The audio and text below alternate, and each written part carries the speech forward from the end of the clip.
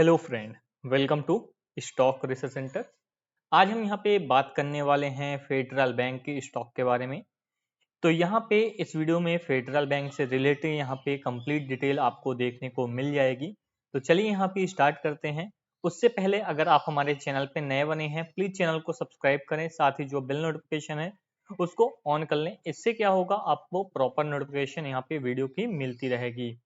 और अगर आपको कोई भी फ्रेश इन्वेस्टमेंट करना है तो अपने फाइनेंशियल एडवाइजर से कंसल्ट करें, उसके बाद ही किसी स्टॉक में निवेश करें। ये जो वीडियो बनाया जाता है ओनली फॉर एजुकेशनल पर्पज से बनाया जाता है। यहाँ पे अगर हम बात करेंगे फेडरल बैंक का जो प्राइस है वो यहाँ पे करीबन 166 के आसपास यहाँ पे ट्रेड हो रहा है। इसका जो मार्केट कैप है वो अगर आप देखोगे तो 40,000 करोड़ के आसपास का ये मार्केट कैप होल्ड करता है। करंट प्राइस यहाँ पे देख ही चुके हो, और इस साल का हाईएस्ट प्राइस और लोवेस्ट प्राइस यहाँ पे देख सकते हो। 170 यहाँ पे इसका हाईएस्ट प्राइस है और लोवेस्ट प्राइस इसका यहाँ पे 121 है। स्टॉक का जो प्राइस टू अर्निंग रेशियो है वो यहाँ पे करीबन 10 के आसपास है, जबकि इंडस्ट्री का यहाँ पे जो प्राइस टू अर्निंग रेशियो है वो यहाँ पे 12 के आसपास है। तो थोड़ा सा यहाँ पे कम प्रीमियम मार्केट दिया है। वो यहाँ पे किस वजह से दिया है वो सारी चीजें एक एक करके यहाँ पे डिटेल में देखेंगे। बुक वैल्यू स्टॉक की यहाँ पे 105 देखने को मिल रही है। डिविडेंड यील्ड यहाँ पे आधा परसेंट के थोड़ा सा ऊपर यहाँ पे कंपनी प्रोवाइड करती है। अपने कैपिटल और इक्विटी पे ये जो रिटर्न जनरेट करता है वो यहाँ पे 7.56 है और 17.5 के आसपास है। कंपनी के ऊपर कर्जा यहाँ पे बहुत ज्यादा है। अब कर्जा देख के यहाँ पे लोग घबरा जाते हैं कि कंपनी के ऊपर क्या है, कर्जा है। तो देखिए, कोई भी बैंकिंग सेक्टर हो या एनबीएफसी हो, यहाँ पे कर्जा लेने के बाद ही वो यहाँ पे बिजनेस करते हैं।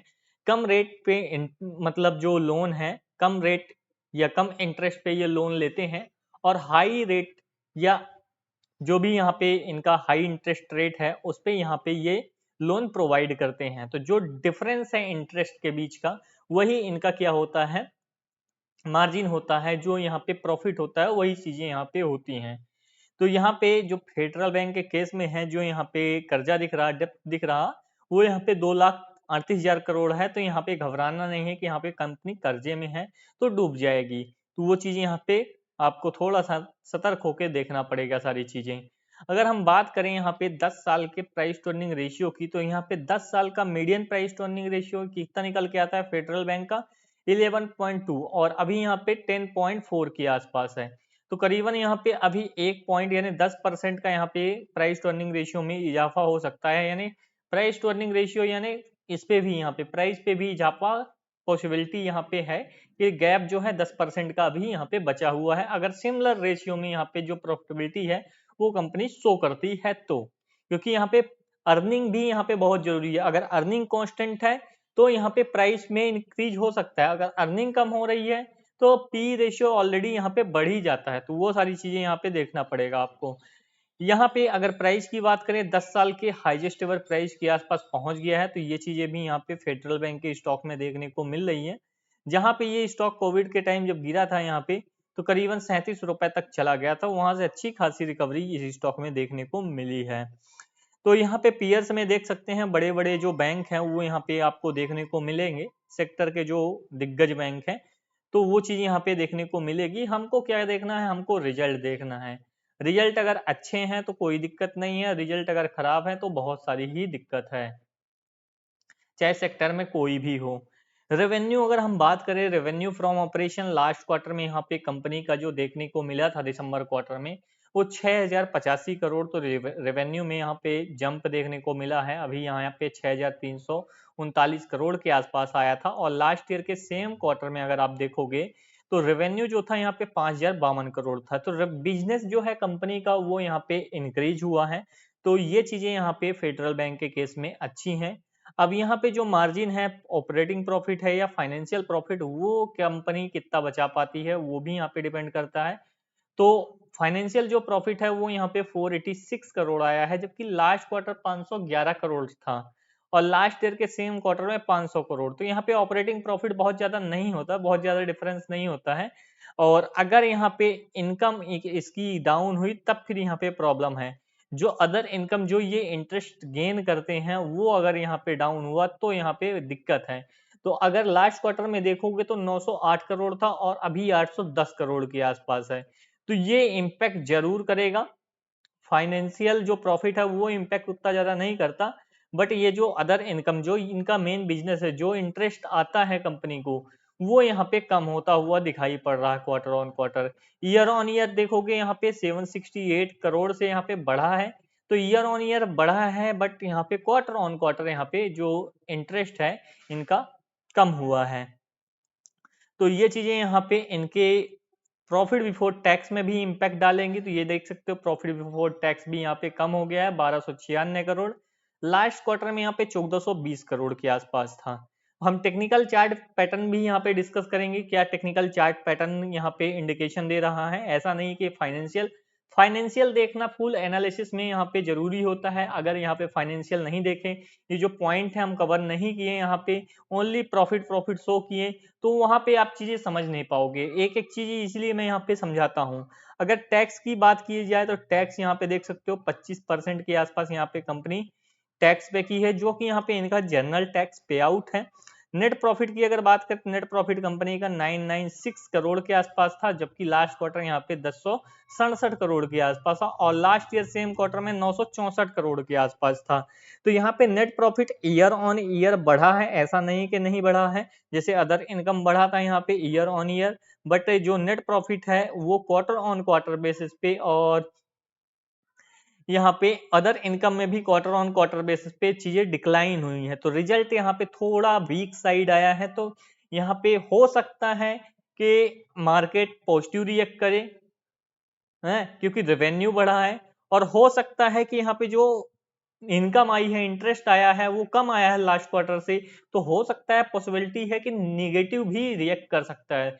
तो दोनों पॉसिबिलिटी है, ज्यादा जो पॉसिबिलिटी है यहाँ पे वीक साइड की है। तो वो चीजें भी यहाँ पे देख सकते हो, क्योंकि यहाँ पे जो नेट प्रॉफिट है, मेन मुद्दे की बात, बिजनेस आप कितना भी बढ़ाओ, प्रॉफिट कितना यहाँ पे कमा पाते हो वो यहाँ पे मायने रखता है। तो ये चीजें यहाँ पे देखने को मिल रही हैं। अब हम यहाँ पे बात करते हैं ईयर, साल दर साल यहाँ पे जो प्रॉफिटेबिलिटी है और बिजनेस है वो कैसा है। बिजनेस यहाँ पे साल दर साल देखोगे कंपनी का बढ़ा ही है, यहाँ पे घटा नहीं है। और फाइनेंशियल प्रॉफिट क्या हुआ है, फाइनेंशियल प्रॉफिट भी यहाँ पे कांस्टेंट ही है, बहुत ऑलमोस्ट कांस्टेंट ही है, बहुत ज्यादा बढ़ा नहीं है। 2009 करोड़ से बढ़ के 2045 करोड़ हो गया, तो बहुत ज्यादा बढ़ा नहीं बोल सकते हैं। अदर इनकम कंपनी की ये यहाँ पे बढ़ी है, इसको यहाँ पे बोल सकते हैं 2436 करोड़ से 3216 करोड़ हो गई है। तो ये यहाँ पे बढ़ के आई है। यहाँ पे बात करते हैं नेट प्रॉफिट। नेट प्रॉफिट भी कंपनी का 3210 करोड़ से बढ़ के कितना हो गया है, 3964 करोड़। तो ये चीजें भी यहाँ पे इंक्रीज हुई हैं, इंप्रूव हुई हैं। तो इस चीज को यहाँ पे हम बोल सकते हैं कि कंपनी अच्छा कर रही है। But quarter on quarter basis पे जो रिजल्ट है वो यहाँ पे थोड़े वीक साइड आए हैं। इस कारण से यहाँ पे जो मार्केट है इसको थोड़ा सा अच्छा नहीं लेगा। और बैलेंस शीट की बात करें तो यहाँ पे बैलेंस शीट में अगर आप देखोगे तो बैलेंस शीट यहाँ पे कंटिन्यूअसली इंप्रूव होती जा रही है, क्योंकि यहाँ पे कंपनी प्रॉफिट मेकिंग है। इस कारण से बैलेंस शीट में बहुत ज्यादा डिफरेंस नहीं आएगा। और कैपिटल वर्क इन प्रोसेस में कुछ खास पैसा नहीं है। बोरोइंग यहाँ पे कंपनी बिजनेस बढ़ाने के लिए बोरोइंग अच्छी खासी लेती जा रही है। तो ये चीज भी यहाँ पे देख सकते हो। अब इसके बाद हम बात करते हैं इन्वेस्टर की। तो प्लेयर कौन कौन से हैं यहाँ पे इस कंपनी में। अगर आप देखोगे जो बड़े प्लेयर हैं, प्रमोटर यहाँ पे नहीं है, प्रमोटर अपना पूरा माल बेच चुके हैं। डीआईआई के पास यहाँ पे 45% होल्डिंग है, एफआईआई के पास यहाँ पे 28% होल्डिंग है, पब्लिक के पास यहाँ पे 26% होल्डिंग है।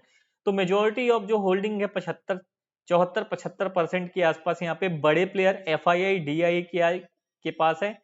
और इसमें भी अगर हम देखें एफआईआई में कौन कौन से यहाँ पे बड़े प्लेयर हैं, तो यहाँ पे देख सकते हो इंटरनेशनल फाइनेंस कॉर्पोरेशन आईएफसी है। ये देख सकते हो 3.8% यहाँ पे होल्डिंग उठाए हैं, 3.88%।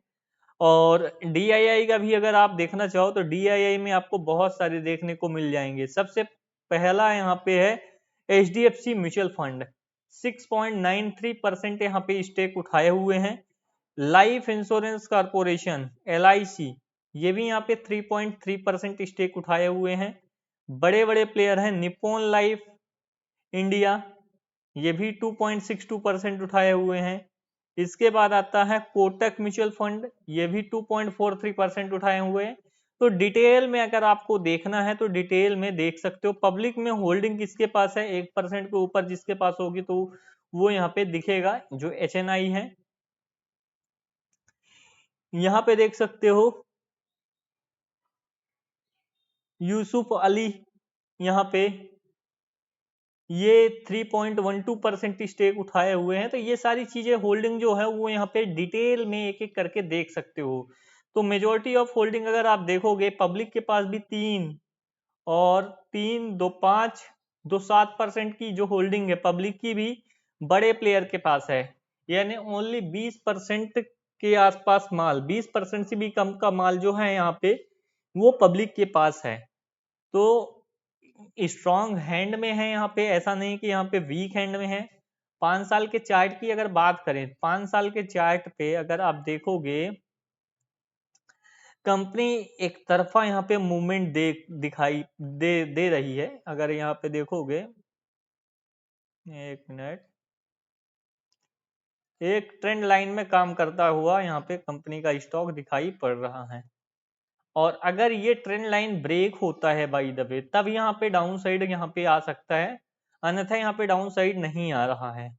और लास्ट ट्रेडिंग सेशन में स्टॉक ने बताया भी था कि यहाँ पे अपसाइड की ओर चल दिया है और ये जो रेजिस्टेंस है इसको ब्रेक करने वाला है। 165 का अगर रेजिस्टेंस ब्रेक करता है तो फर्दर यहाँ पे अपसाइड पॉसिबल होगी। और सपोर्ट के तौर पे 150 का जो लेवल है वो यहाँ पे सपोर्ट के तौर पे देखने को मिल रहा है। तो 150 का यहाँ पे लेवल सपोर्ट के तौर पे है। और अगर यहाँ पे, क्योंकि वैल्यूम अच्छी खासी आई है रिजल्ट के बाद, तो वो चीजें यहाँ पे देख सकते हो। यानी कंपनी का जो रिजल्ट है वो यहाँ पे मार्केट ने पॉजिटिव साइड कंसीडर किया है। तो यहाँ पे जो अगर ये रेजिस्टेंस ब्रेक होता है तो यहाँ पे अपसाइड स्टॉक कंटिन्यू करेगा। लाइफ टाइम यहाँ पे हाई पे ही स्टॉक ट्रेड कर रहा है। तो वो चीजें भी यहाँ पे क्लियर कट नजर आ रही हैं। और एक पैटर्न नहीं बन रहा, कोई भी पैटर्न यहाँ पे अभी बनता हुआ दिखाई नहीं पड़ रहा है। तो आपको वीडियो कैसा लगा कमेंट बॉक्स में कमेंट करके बता सकते हो। वीडियो अगर अच्छा लगा तो वीडियो को लाइक जरूर करिएगा, दोस्तों के साथ शेयर करिएगा। मिलते हैं हम नेक्स्ट वीडियो में।